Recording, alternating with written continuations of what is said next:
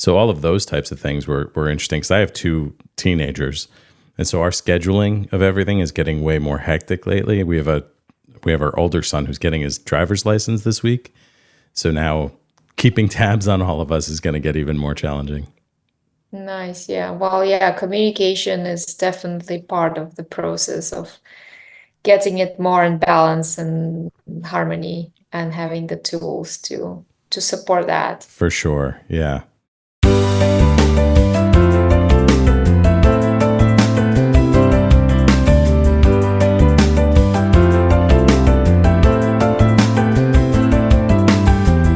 Welcome back, everyone, to our favorite part of the week. It's time to listen to Sounds of Health, where we share the stories, people, and resources that help others to improve their physical, emotional, and financial well-being. Whether you consider yourself a health enthusiast, a wellness warrior, or if you're simply looking for information, guidance, or inspiration, you've come to the right place. I want to thank everyone who's been listening to Sounds of Health, and if you're tuning in to hear today's guests and you enjoy the show, be sure to go back and listen to some of our past episodes. We've had some really amazing guests, and we appreciate your help in sharing our sounds far and wide. I'm your host, Dave MacNiven, and today I'm excited to welcome our first international guest, the founder and chief energy officer of Life by Design, Natalya Berdikyan. How are you doing, Natalya? Thank you, David. I'm lovely to be here. Thank you so much. And being the first international speaker, wow. Yeah, pretty Thank amazing. you for having me. You're our second Zoom guest, so we've tested this in, knowing that you were coming up, but you are absolutely our first international guest, so we're excited to have you. Excellent. Wow. Looking forward to. Let's dig in. Great. So first of all, to get started, why don't you just tell us a little bit about your story and what brought you to doing the work that you're doing now with Life by Design? That's a very good question. Thank you. Well, quite a few years ago, I used to have a chocolate factory in Belgium, Brussels. Well, chocolate production, great, right? It's all Yeah. about chocolate and sweet and sugar. I must say, a lot of sugar. And at some point in time, I felt drained and exhausted, and clearly wasn't because I was eating too much chocolate, quite the opposite. And it was really about feeling that sense of misalignment. And at that point, I didn't really know what was going on because I really loved what I did. I mean, Yeah. who doesn't want to run a chocolate factory and enjoy the product as well and had a great life and everything? But it just didn't feel right. And I had to sort of change everything and didn't know what it was because, when you achieve something, you don't want to lose it Yeah, all. You absolutely. have all kind of fears and expectations, and you're trying to do the best you can to make things work. And I must say, I did know a bit about change. You mentioned I'm international. Well, I do come originally from Moscow, and in the 90s I went to US, and since then I lived in 6 different countries, moved 23 times in 23 years, and worked in Wow. different industries. And so I know a little bit about change, Sounds like it. right? But at that point, I just felt stuck and didn't know what to do. I thought I have no intuition because not telling me stuff. I read all the books about intuition, didn't help. Went to the EO forums where, as you are as well, an entrepreneurs organization, and they kind of helped me to stay sane, that I'm not the only one and things happen and Yeah. sometimes take time and you need to listen to yourself. And I did have intuition. I just didn't want to listen to it. And anyways, a long story short, so the change did come in 360 degree, and I've moved into coaching space. I became a professional certified coach and went into health and well-being and finished Harvard Medical School for health and nutrition and became a yoga Wow. trainer and breathwork pranayama trainer and Reiki healing and all that stuff. So complete difference from producing chocolate, clearly.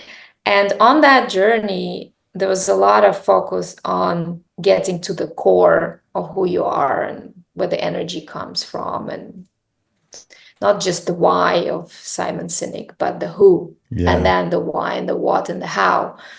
And so when I work with people that want to have the life that they can enjoy and feel happy and healthy and wealthy and have all that performance and fulfillment, we always go down to the core, what's deep inside. And at that time I had to figure it out for myself and get back to that core and the full alignment. And clearly sugar wasn't part of my value system. Right, and now with yeah. all the healthy stuff, you understand why. Sure. And so I'm happy to support people on their health and well-being journeys, and support improving their physical, emotional, and financial well-being, because everything is connected. For sure. So, absolutely. Well, that's amazing. You mentioned the Entrepreneurs Organization. That's actually not something I've spoken about on the podcast before, but it is something that I became a part of this past year.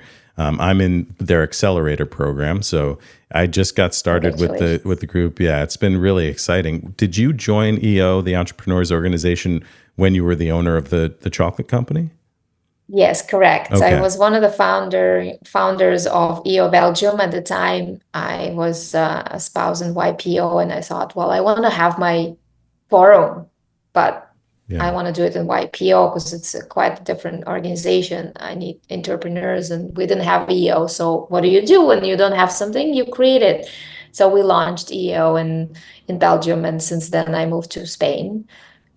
Once again, another change, since I love changes. Yeah, right. And it's a beautiful organization, like-minded people, very conscious and very dynamic. So welcome and congratulations. Thank you. It's funny what you were saying about joining EO and finding other people that are like-minded, but also suddenly everything you're feeling as an entrepreneur is being validated because all of these other people are going through the same types of challenges, the same types of opportunities, and that's what I found too, is you kind of sit in this bubble as a business owner trying to figure things out. And sometimes you forget that so many other people are having that same experience. And that's something that EO really highlighted for me.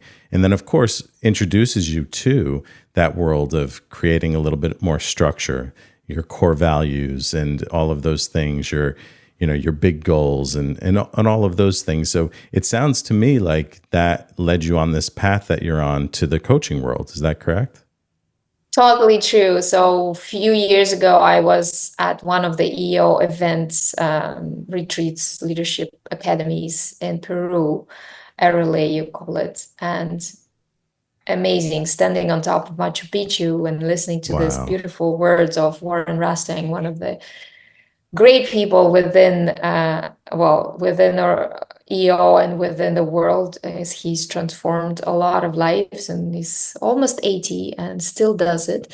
Wow. And listening to this speech, and I was thinking about the chocolate factory and what I'm doing and the values and the purpose and all that stuff. And I was thinking, no, this is not right. And when I came back, things had to change. And that event and standing there with 30 entrepreneurs from all over the world made such a huge impact on me, and several of us transformed our lives and the businesses since. So EO had a big part of it. That's really amazing.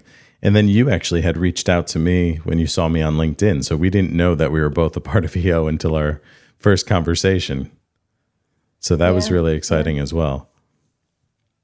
So tell me a little bit about the work that you're doing. So you have a website, correct? I have a website. I have a YouTube, Instagram, and all these social media accounts. And at the end of the day, what I do is I help entrepreneurs and their teams, their companies to be at their full potential, to have healthier lives and healthier businesses, greater performance, but moreover, less stress and a more sense of fulfillment and satisfaction, deeper connection within themselves and their teams. And I do it through different comprehensive, or as I say, holistic programs, as nothing works in isolation. It's not just about the leadership and the cognitive stuff. It's also about the body and our spirit or our soul or our purpose and the values and the beliefs, whatever you want to call it. And everything has to be in alignment, and nothing works in isolation. So when we say that we want to perform to our best and we want to be the best version of ourselves, I look at it, okay, what about mentally, physically, emotionally, spiritually? A lot of things that influence our energy and our performance and our motivation and that state of being. And so I work with different methodologies and take people on a journey, or teams on a journey of transformation. So suddenly that title that you have of Chief Energy Officer makes more sense. So you're looking to create alignment for people. Alignment. Yeah. At the end of the day, it's all about energy. As I say, well, if you have all the time in the world, but you don't have the right kind of energy, the right kind of mindset, the thoughts, the emotions, the state, what are you going to do and create? You can have all the time in the world, but nothing's going to happen, or whatever's going to come out of it is not going to be the most constructive and productive and creative and healing and nurturing and great. At the end would be a waste of time and potential. So the opposite is true as well. If you're in the right kind of energy, more constructive, building, healing kind of energy, you experience things differently, other people experience you differently, and therefore you create different results and everything else that comes with it. It sounds like that would be extremely important in building a business. Yes, business, life, health, relationships, anything. That's amazing. So how do you connect with people? With you being in Barcelona, are you working with people all over, or are you specific to a certain region? All over. I actually don't have much clients in Spain. It's a great place to be. I'd say the best place to be. We have the sea and the mountains, great food, great people, great music and everything. And all my clients are everywhere else, from India to Latin America, some Arab states, Europe, US, especially US, because there's a lot of focus on performance and achievement, and health and well-being at times suffers, and people get burned out and stressed out and overweight and all the rest of it. And really moving people to a different state so they can have it all, but then with less stress and better health and better relationships and less conflict is an amazing gift. And so I do work a lot online, virtually. I also have a lot of psychosomatic practices, so it's not just cognitive and coaching and stuff or training, but I do like taking people on retreats and on journeys. So I always welcome people to come to Spain, and I do have that. I have teams coming from Canada and US and Europe and whatnot to here, which is a beautiful location, and we have great nature, and taking people on this mind, body, and soul team journey, and makes a huge experience for them. So they come back transformed, and it's not just something momentary, but it stays and shifts. Yeah. That sounds incredible. With the people that you work with, is the path designed specifically for them, or are you taking them through kind of a structured program that you've created?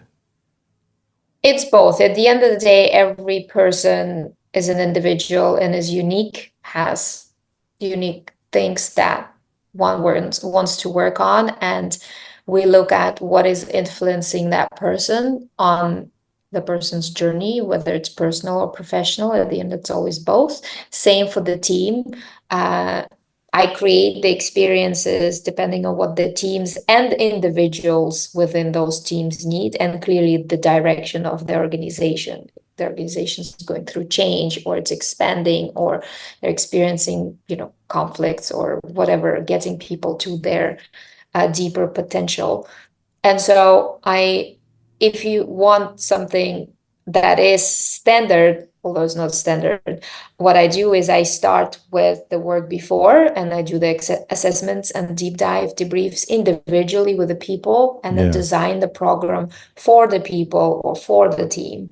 And then I take people on the journey, and normally it's several days journey, And it's really mind, body, and soul. We can start with the yoga and the meditation, the breath work in the morning. We can have reflective discussions and walks in the nature, and then we have group work and games and things. And it creates a very special, unique, safe space where people open up and they go deep like this, somewhere they haven't been before, even together. Yeah. And that's a magical experience.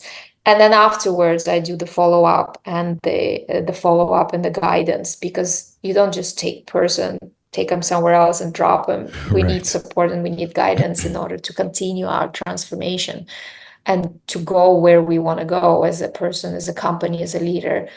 And so I support them with that. That's great.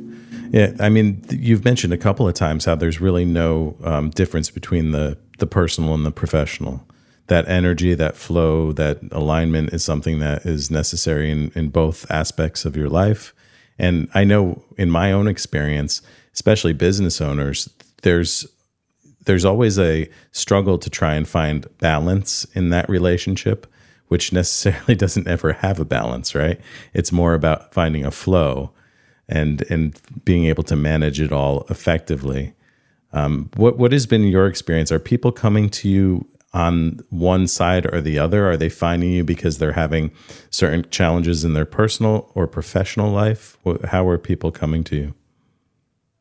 Good question. So the door can come from anywhere. One can say, I want to be a better leader and run my organization more freely so I can have more free time to do what I truly love and not be so conflictual or so, on the people, and have less stress and more fulfillment, right? So normally those would be people that have already achieved a certain level and they have tried it all and they know there's a different way of living and running their businesses, so they don't feel so exhausted and overwhelmed and stressed and have no time for their family, because they also notice that their relationship struggles or relationships struggle, whether it's at work or at home, because it always is connected. And also health comes up a lot. Their nutrition, their sleep, their weight, their intimate life, and all of that connects and interrelates. While as an entrepreneur wants to be a greater, achieve and perform and help their team to perform better, that's where they see the return on investment, because at the end of the day, everybody looks at what is the return on my investment, and the coaching program, team building retreats.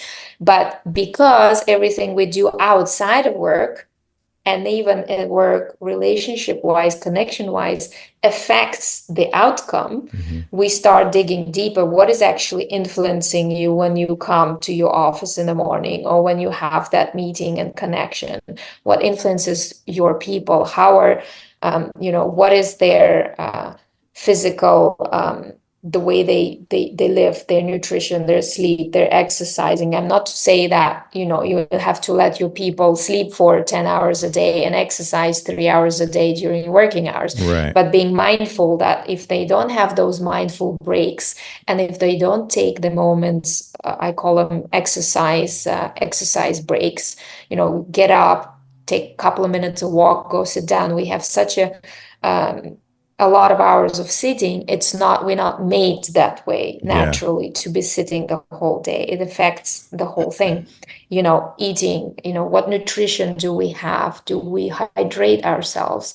Do we sleep well? Because everything affects the way that we come up, the way we show up, the way we're getting in that flow that you're talking about. Because at the end of the day, we want people to be at their best, because at that state, they're more performant, they're more creative, they're more collaborative, they're not going into the state of fear and defensiveness and the whole thing, competition. So we get them into that other, more elevated state, more conscious leadership, if you wish. And so all of these things affect whatever happens at home. And if you don't have good relationship, personal relationship, or you don't sleep well enough, it's normal that you're not effective or mentally alert or focused or creative. But what we do is we keep pushing ourselves and we keep pushing others, ignoring all of these. Right. But if we want to be at our best, these need to be taken in consideration and really optimize all the influencers, all the things that are affecting us. And so it's pretty holistic. So I go into all kind of hacks and strategies, from breathing exercises to how we can have more calm and deal with anxiety or stress, or have that resilience, the emotional resilience, create positive connections, social connections, because it's so important. And so, and lead from a different place, lead self and lead others. Yeah. Yeah, so it's a completely holistic approach, as you're Pretty much, mentioning. yes. One thing affects the other. So you're looking into all of that. Yeah, if we want to live and function to our optimal state, yeah, we need to look at everything.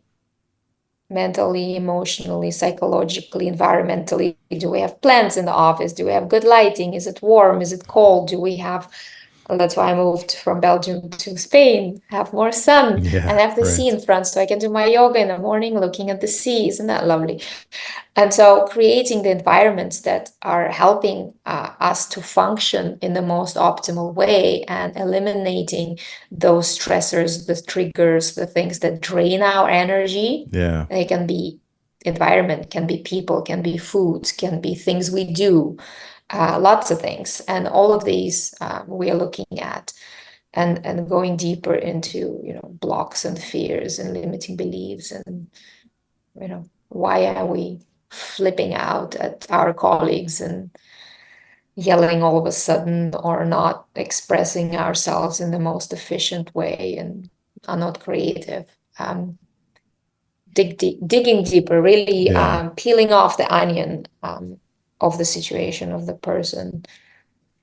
How long does your engagement with someone typically last? I know, so you offer these retreats, but as far as the one-on-one coaching or engaging with a certain client, do you find them kind of learning these skills that you're teaching them, and then they're able to kind of go off on their own, or are they checking back in with you? What's that engagement like? Yes. So I generally start with 3 months programs. So we meet every week or every couple of weeks, and I give them the tools and we unpack.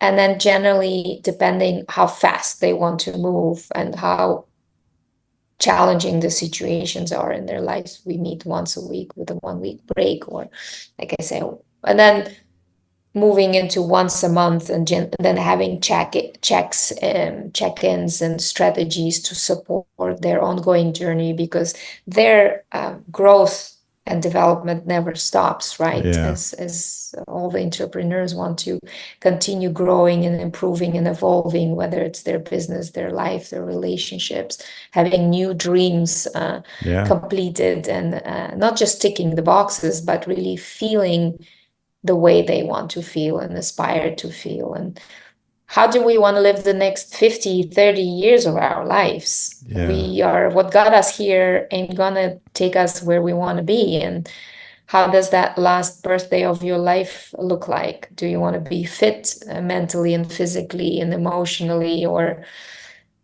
not to say suffer the last several years of your life, which is the reality, and longevity is the topic. And how can we optimize what we do right now in order to have a more quality life in the future? Yeah, and the only real constant we can depend on is change. That's all that we know. Pretty much. It's always going to change. I mean, you're aware of that very well, but I'm sure that's what you're faced with too, with the people that you work with. What are some of the biggest challenges that you've seen come through with the people that you've been helping? Good question. Point one, for a person to evolve and change certain things, one needs to be open, right? I deal with people that have certain ways, of course, and belief systems and habits that they do need changes and some addictions as well, and that's normal, natural. I have functional entrepreneurs that have addictions that they deal with, and they see therapists in parallel, and that's a completely normal. Recognizing that and working on that, creating that ecosystem and the support system to help them grow is very important. And so having people being stuck in their ways, and if they continuously don't want to implement the change, basically keeps them stuck. One can say, well, I want to lose 10 kilos, but I'm not willing to exercise or switch from ice cream to dried fruit, for example. And that can be challenging, right? So the question is, how much do we want what we really want? Because maybe we really don't, but we are lying ourselves. And so going deep to what is really blocking them, what is going on down there, is I just had a call, and it's about, well, having a limiting belief that healthy food can be good and tasteful. It can, but if one thinks otherwise, until we unpack that, no change will come. And actually, there's plenty of great food that is really healthy and delicious and looks really great. But it's all about creating that awareness and breaking those limiting beliefs and things, or something that didn't work before. And if I think of going there, I will keep being blocked, right? And then like, okay, no, I tried it, didn't work before, so I'm not gonna try it again. But we're not the same people we were back in the days. And so, but generally, people move forward, and they have those aha and growth moments every session, every meeting we have, every training, and every retreat is absolutely magical to see how people evolve and expand. Because like energy, consciousness, it's all about expanding, it's all about elevating, it's getting into that flow and shedding all the blocks and all the weight. It's like, when I meet them, they have this heavy backpack in the back, with all the stuff that keeps on draining them and taking them down. And later it's like that bird that flies into freedom. And by freedom, I mean really freedom to choose what you truly want. How do you want to feel? How do you want to look like in terms of your fitness? Who do you want to be with? How do you want to run your business? What kind of team do you want to have around? How that all feels and is. And we are a choice, and giving people that choice and creating that dream with them, I find a really beautiful experience, and very grateful to be able to do that. That's great. Now, for your company, is it just you, or do you have other people that are working with you? I have a team of associate coaches and experts that really focus on particular things, be it sleep, doctors, and really, or psychologists, coaches that focus on breath work, on hypnotherapy, or cold showers and all of these things. Doctors that go directly into more medical topics and the longevity topics, and the more, depending on what challenges come up in terms of the health and wellness, exercise and everything. That's great. I know a lot of stuff, but I can't say that I know it all. And it's all about supporting people, having someone that focuses on intimate relationships and couple relationships, or HDHD, because there's a lot of that also in the entrepreneurial world. Yeah, sure. And more so with the focus, lack of focus and everything. Great. Now, what are some of the ideal clients that you have? How can people find you? When should they be looking for you? When they want to grow and evolve and have the life that they desire, or run the business, so it gives them the freedom and the sense of fulfillment, and eliminate the stress, and have greater health and greater relationships. And You can find me on LinkedIn, on Instagram, on my website, and always happy to support, happy to talk, explore, guide them to where they want to go with their team or with their family. Great. Are there certain things, I know in the coaching world, there seem to be a lot of different programs. What are some of the things that kind of set yours apart? Is there something that is different about the things that you're doing? Well, we mentioned that before. I work holistically, so it's not just one or the other. It's not just cognitive or on the body level or spiritual. It is all very much integrated. I integrate a lot of different methodologies. So it is about well-being, performance, health, nutrition, healing. I am a certified professional coach by ICF, and that is a golden standard, being the PCC Yeah. certified. And so for me, it is all about making sure that I have the tools to help the people in their best way possible. And if it's not me, is a lot of people behind me that can support, because at the end of the day, it's all about them getting what they need, and it's their agenda, and it's their health, it's their dream, it's their business, and we're here to support that. With your own personal journey, I mean, changing careers completely and moving into a whole other space had to have been challenging, to say the least, I would assume. Yeah. How did you work through that for yourself? And what are some of the, I mean, with everything that you're teaching other people how to do, what's working best for you as far as your own personal journey of health? That you mentioned yoga and other daily practices, but how did you, so I guess my question is, that was a little bit rambling and run on. My question really is, how did you go through that change and that transformation? And what are those practices that are really important to your ongoing journey? Right. Thank you for sharing the question. Well, because of the change, like I said, I lived in 6 different countries. That means moving, changing, integrating, adapting, and working through expectations, disappointments, finding the networks and the communities that I can feel comfortable with, and EO being part of that world. It's a global entrepreneurial community, but everywhere I create a small community where, example, here we play beach volley every weekend, so we have a community of friends and entrepreneurs that do that together. Integrating into different cultures, it also requires new language. So I speak 4 languages, speaking Wow, of yeah. what is unique. If people want to have an international view and a multilingual, multicultural dimension to support them, I have that. So it's communities, you rightly said, and have like-minded people that can support you and have that ecosystem. It's like any coach or psychologist, we have coaches and psychologists, because it's important to have the support system as well. Yeah. I just had one earlier today, a session, and my personal habits. So I do a yoga, meditation, breath work every morning. I have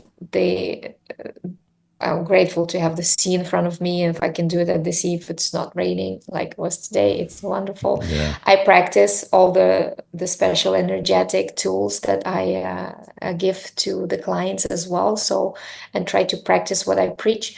A lot has to do with the mindset, as I call it. We have a energy leadership or management methodology, and it's all about shifting your thoughts from, one can say, positive to negative to positive, but it's really anabolic and catabolic, the ones that destruct us and disrupt us and take us down, and the ones that expand us and heal us. Because at the end of the day, energy is, it's physics.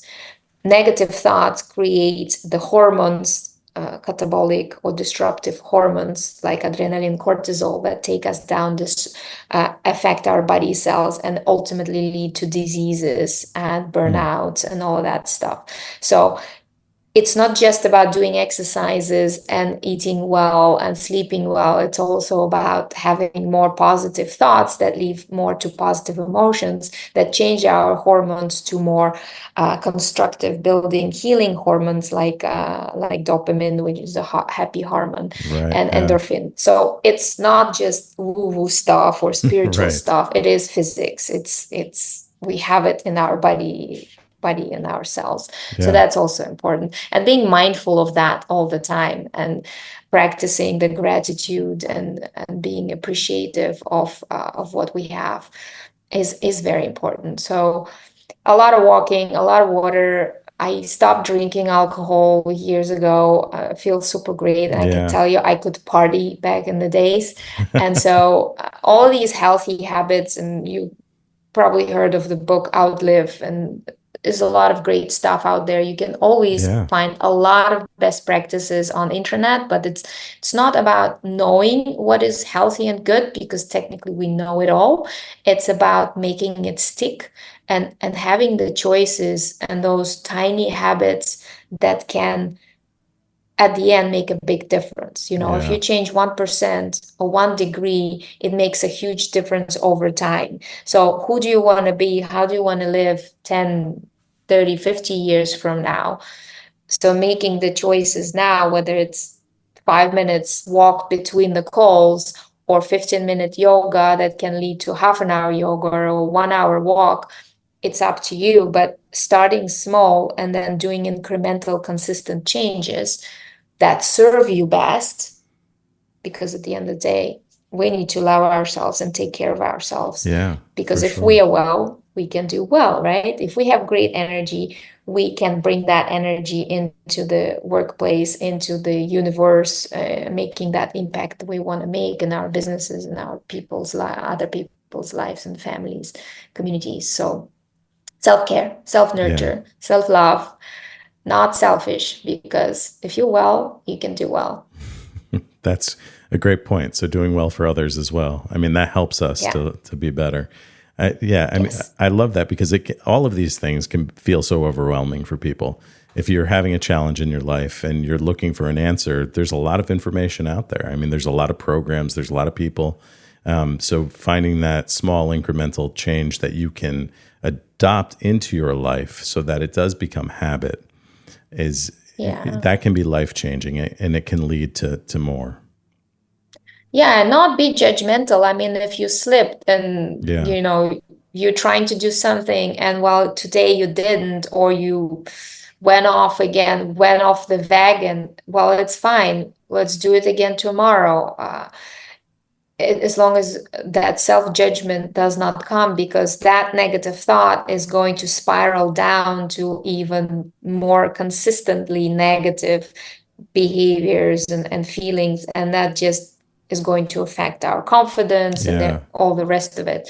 So thinking, what are the good things that were done, that were achieved, and appreciate those without the self-judgment and the self-blame, because those thoughts alone take us down and drain our energy, Yeah. is also very important. And that's a natural And thing, right? I mean, everybody has that voice in their head, that self blame, that yeah, self doubt. So we totally. recognizing that, but we can transform that. Is that so? Totally. Yeah. I mean, it's the lowest resonating thoughts, the blame and the guilt, Yeah. and nothing good comes from it. So the higher resonating thoughts or feelings or actions would be love and non-judgment and gratitude and all of that stuff. So if we Yeah. practice that, even if we don't feel it, but we just practice it, we start feeling it. Same like a hack, smile. Like, how often do you Right. smile? Yeah. You smile to yourself. You don't feel like smiling, you take a pen. The muscles, the brain doesn't know the difference, but the muscles, it gets the alarm thing up there. Same thing with, like, I really love, and it's so simple, is the breath, right? And a Yeah. lot of people talk about the breath work and all that stuff, but it can be difficult, can be long. Just a simple inhale and exhale. But the exhale, double the time of the inhale, because when we inhale, we activate our system. And when we exhale, slower, we slow down our nervous system, our heart rate, our parasympathetic system. So we actually lower that anxiety, that stress. We get into the state of serenity and calm. A couple of these breaths, they make miracles happen. Yeah, that's a great point. There are certain things we can do physically that can change our emotional sense, our emotional feelings. Exactly. For people who don't see us on Zoom right now and we're just listening, one of the things you just demonstrated was putting a pen sideways in your mouth. That creates the smile, right? So you're not smiling, but it seems like you are. So even just that physical act, that's giving your brain a sense of something else. It's making something positive out of, just a physical transformation. And definitely get out of the place. Go to see the sun. The vitamin D is extremely important. 15-30 minutes a day is obligated. It's a happy hormone. Pet therapy. I have a dog. Every time I look at her, every time I pet her, and she's fluffy as well, it gives me a lot of happy feelings.